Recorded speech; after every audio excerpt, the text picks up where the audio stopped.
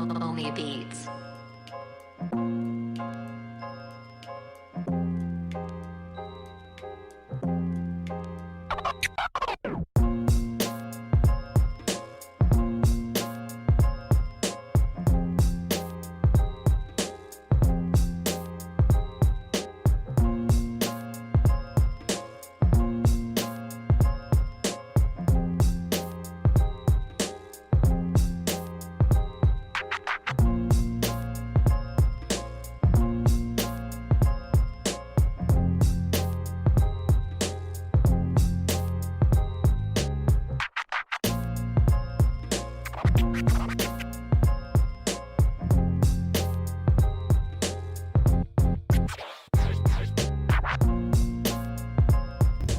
Alright guys, welcome to the Golf GTI of my friend Fabio.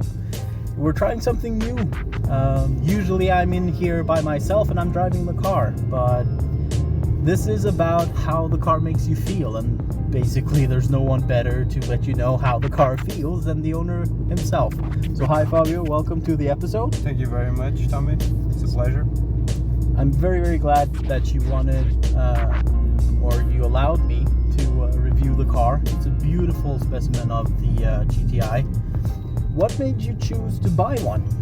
Well, I mean, price per quality was the best you could get, and here in Portugal the market for cars is not really much pleasing, so I went to Germany and I got this car. Okay. Which is very good for price quality in my opinion. Yeah. So, did you fly there then and just pick up the car and drive it down? I had a fly there, and then I imported it and I drive it back here. Okay. It was about 3,000 kilometers. Yeah. So you basically got to know the Golf very well. Yeah, it was a test drive. Yeah. 3,000 kilometer test drive. Yeah. It was pretty fun. So where did you pick it up? Was it like in Berlin or? No, it was in a small city in the north of Germany called Bremen. Okay. And it was from a dealership. And it was the best deal I could find for the less kilometers, the state of the car. And basically the car was just abandoned there. Oh really? So it was just... It was abandoned, 35,000 kilometers, which is nothing. And it was just lying there waiting for someone like me to pick it up. Oh.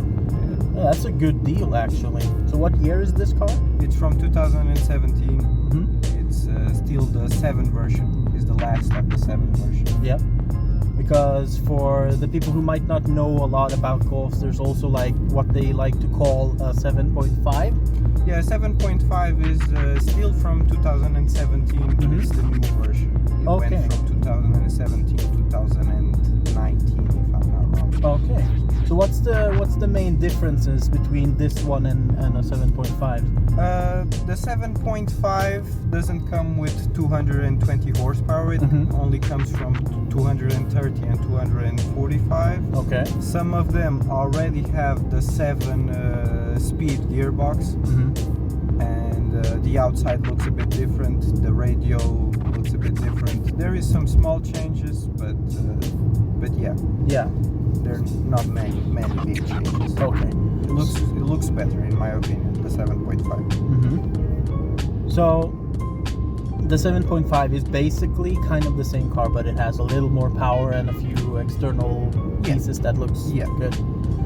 Because when I look at yours on the outside, it still looks very good, man, for the first part. But you also have like a rear diffuser that doesn't come with the 7 as standard, does it? No, not at all. That's a Maxton design rear diffuser. The model is called Racing Durability. Okay. And yeah, it's really resistant. It's good material. It's not gonna break. So did you buy it, or was it? I bought it from Maxton Design, which is like from Poland. Okay. They make really good stuff. Yeah, that's very cool, because usually what I see here in Portugal at least, or also in the car community in general now, is that most people buy the car finished, you know, like they buy it fully optioned, and based on what's cool now, like OEM plus, like they like to say, they just keep it like that and they don't do They much else. They buy the car with the pack. Yes, exactly. Yeah. And then they maybe change the wheels, but that's usually in the same size, but a different brand usually. That's what I'm seeing as the trends the past years, like OEM plus. Nobody goes like crazy anymore unless it's a wide body kit. Yeah. Well, my plans are to go to have some more parts as long as it keeps legal. Yeah. But buying some more Maxton design parts like lip, side skirts, and maybe the spoiler. Yeah. And, yeah.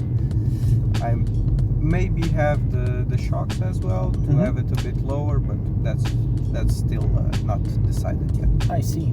So this car has been owned by you for how long? About 7 months, 8 months now. Yeah. Did you choose the DSG gearbox? Yes, on purpose? that I really wanted to have. Okay, yeah. So why did you want to have the automatic version instead of the manual? Because most people prefer driving with the stick because it gives you more feeling. Yeah, that's what people say usually, you know. So that's true, and this can be very interactive as well with the shift pedals. Okay. On your fingers, but it's not the same. The feature that this has is extremely fast. It can be extremely fast, and it's also capable of having like a tune on it. So you can also tune the gearbox to shift quicker and to have it different, basically. Yeah. So how much did you buy the car for? This car cost me 21,000 because of the quality of the state of the car, the kilometers that the car had, and you know, I found it a very good price for what it is. Yeah. So did you specifically look for that, like finding the cheapest? The cheapest with the with least kilometers, the best quality, and this was one of the best I saw when I was there. I looked into versions of 7.5, the Mark 7.5. Yep. They were good as well, but they had some not the markings on the outside of the car, like scratches and stuff. They were not as good as this. I see. The kilometers were not that good as well. This was actually the one that I found with less kilometers. Okay. So if you were to find just the same car as this one, but here in Portugal, how much would it cost you then? Oh man, I've never seen a car with such less kilometers, with such low kilometers in Portugal. Okay. But like approximately? There would be no price because there are none. Oh. There's no market for that. But I reckon like 28,000 is a good price. Yeah. 28,000. So you would actually have to expect the price in Portugal to be like 7,000 to 9,000 euros more for the exact same car, right? Exactly. Yeah. Will you still be owning this car like a year from now or 5 years from now? Well, it all depends. You know, these cars, if you maintain them well, they're reliable. But we'll see how reliable they are. Yeah. And you know, I wouldn't mind selling the car if someone offered me more than what I paid for it. Yeah. Because if I managed to do that, I could also sell it and get a new car. Yeah. But in terms of like how happy I am right now, I'm really happy, and I'm looking forward to owning the car a few more years if I can. Yeah. Well, that makes full sense because it's a very, very good car. It's super comfortable. So if you wouldn't mind, are we able to swap? Yeah, of course. Perfect.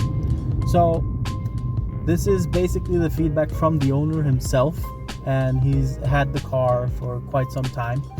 And I think it's just time for me to give this a go and try to tell you guys how it actually feels to drive this thing. Yeah, let's do it then. I'll try my best to kind of show you how it feels for like a person who doesn't own a Golf, how this feels, all of it. And right off the bat, I can tell you that throttle response and all of that is very good. It feels very civilized, so I feel like I'm wearing the appropriate clothes, like a turtleneck and looking all businesslike. Because it's just like Fabio said, it's very comfortable. It feels absolutely fantastic. Driving the back roads that we have been driving as well, even though we've been going through actually quite bumpy roads, you don't really feel them. Like if I was driving my own car, we would definitely like have to brake and actually drive slower over some parts of the road that we've been traveling on, which to me is, well, typical for old cars, I would say. But with like a car from 2017, this is just a walk in the park. You don't really feel anything on the surface of the road unless like you're traveling super fast. Also in terms of acceleration and stuff, like driving normally, the gearbox switches gears very like sudden, very quick, and there's no jolting, there's no like, you don't feel it bothering you. And that's something that most people nowadays, I would say, think is very important. You know, it's supposed to feel very seamless, it's supposed to be very comfortable when you're driving around. And if we look at what these costs, right? Fabio, how old are you? I am 23 now. Exactly. So Fabio has actually been able to buy this car and import it from another country at this young of an age. But it's still, if we look at it in Portugal, it would probably be like 27 to 29,000 euros for this car. Yeah. Not everybody can buy a car for 27 to 29,000. If you want the Golf R, you probably hit like 35 or something. Here. Yeah. In Germany, it would be about that price. Yeah. 27, 28. Right. So, get an R. yeah. And that's money most people, at least your age, and also even my age, like I'm 35, and I would still be like, that's quite a lot of money for a car, you know? Yeah. And based on that, you really do get what you're paying for. Exactly. Yeah, this car is everything you would want it to be. It's spacious, like there's room in the back here. You don't suffer like driving a coupe like the Audi TT that you also should see, you know? Yeah, because I reviewed an Audi TT. If you haven't seen it, you should absolutely go and watch it. And those rear seats, because of the design of the car as well, like you're sitting all cramped up back there. In this car, more than enough space. And this is the 2-door as well. It doesn't have 4 doors, and it's still a lot of space, and it's easy to get in and out of, which is, well, what more could you possibly ask for? Exactly. You know? Exactly. Yeah.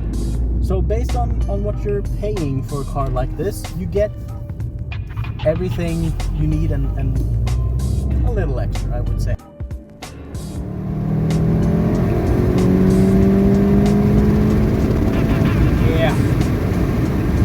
Yeah, this is quick. This is really quick. Just looking at this speedometer, that needle moves, man. Yeah. This is quite insane how just powerful and linear the power comes as well. Yeah. Like you're just driving normally, nothing's like you don't get this back into the seat, but the shift is, yes, it's seamless. I don't feel it in the car.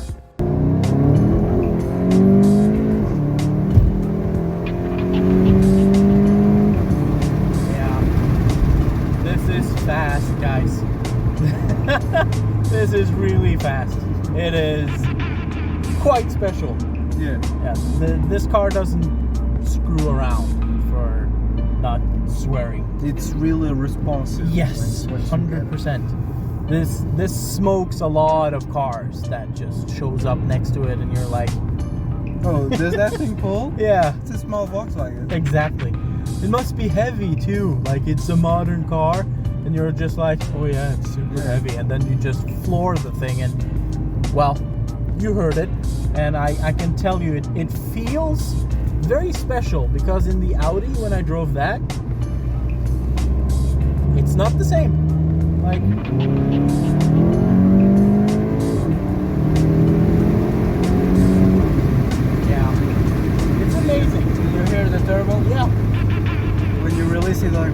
So cool. Yeah, you should definitely get a GTI, guys. For sure. Get a modern GTI, it'll be a lot of fun. Or then, also the 6th version or yes, the 5. Exactly, like they're 5th, cool. 6th. And you can also get good tunes on them. There are some rare versions of these cars, like it came out a Club Sport version, which had 265 horsepower, and then they designed a version which has 310 horsepower, still pulling at the front, and it's only 400 of those were made. Right. They were called the Club Sport S. Okay. And yeah, that is track focused. See, so what Fabio now is proving that going with the owner of the car gives you more information about special models and so on. I would only be able to tell you guys like, oh yeah, this car feels absolutely amazing. These are the things that would be important if you want to buy one of these, right? Yeah. And for me, especially, Fabio just told us that he is willing to part with the car if you pay the price that it's worth to him, right? And a lot of people should be looking for these type of cars now, because what we're seeing, especially now, is that the older versions, they are literally skyrocketing in price because they're getting rarer to find in good condition or as very well taken care of models. So like Fabio's GTI with low mileage, and it looks mint. The interior, everything. This car is absolutely immaculate, and you've seen it on the cinematography that we've shown you as well. It looks really good. These cars, like modern cars, they have a lot of extra features, which if you pay a good amount of money, they feature, like a sunroof. Yeah, right. And I didn't get one of those because I've heard that there are many problems with that, especially leaks. There is like the performance pack, which gives you 10 more horsepower, better braking system at the front, better speakers, cruise control, sport modes like to drive on, like eco, sport, individual, and basically things that make a small difference, but in my opinion they're just... It's not a big enough one. Waste of money. You can use the Golf for anything. You can also take it out golfing. Well, it's, you know the name, they called it the people's car. Exactly. That's a great way to end it. If you want a car for the people, get a Golf GTI. 100%. Thank you for watching, guys. We'll have more reviews coming in the future. I'll be speaking to a lot more owners. If you like the fact that Fabio was able to tell us a lot of information about his car and how he feels about it, then let me know in the comments below that you want this to continue, so that I can keep bringing the owners of the cars that we review out on test drives like this, so that you get more information. Thank you for watching. Watch this next video. If you haven't seen the video of me reviewing the Audi that we've referenced in this video, it's going to be right here. And you can also watch the review of my Integra if you want to. Thanks again, and I'll see you in the next one.